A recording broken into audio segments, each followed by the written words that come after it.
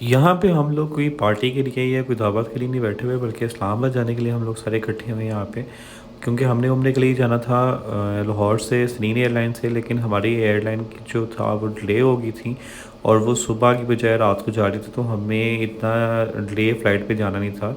हमारी booking already वहाँ पे थी होटल्स की, जिसकी वजह से फिर हमें दूसरी एयरलाइन एयर स्टार करानी पड़ी वो इस्लामाबाद से।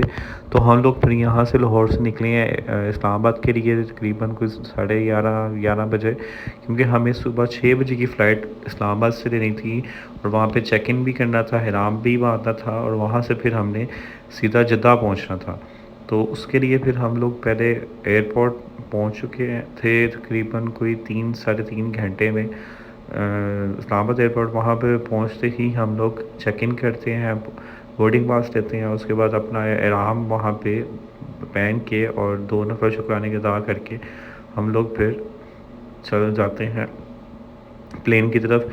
और इनको एयर ट्रैवलों को टर्मिनल इस्लामाबाद में बिल्कुल नहीं मिला, बल्कि इनको मेरे ख्याल में जद्दा में भी टर्मिनल नहीं मिलता।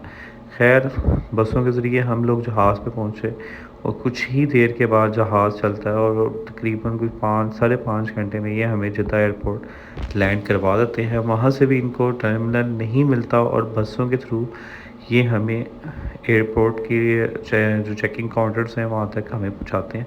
खैर, वहाँ से सारा चीज़ें क्लियर करने के बाद हमारी गाड़ी आई होती है हमें लेने के लिए एयरपोर्ट के बाहर। खैर, वहाँ से 1 घंटे के सफ़र से जद्दा से हम मक्का पहुँचते हैं।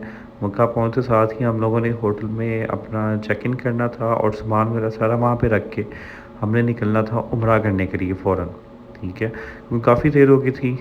इहराम को लेके हम लोग बांध के इस्लामाबाद से चले थे और सीधा हमने चेक इन करके साथ ही उम्रा करने के लिए पहुँच गए। खैर, ये रमज़ान में मेरा पहला उम्रा था कि हम सबका आगे पहले भी हमने आए थे एक दफ़ा, लेकिन वो हम लोग सर्दियों में आए थे। खैर, हमने अल्लाह का नाम लेके अपना उम्रा स्टार्ट किया और जब 7 चक्कर हमारे काबे के पूरे हो गए, उसके बाद फिर हमने 2 नफ़ल शुक्राने के अदा किए। 2 नफ़ल शुक्राने के अदा करने के बाद हम पहुंच गए सफ़ा मरवा पे अपने 7 चक्कर पूरे करने के लिए।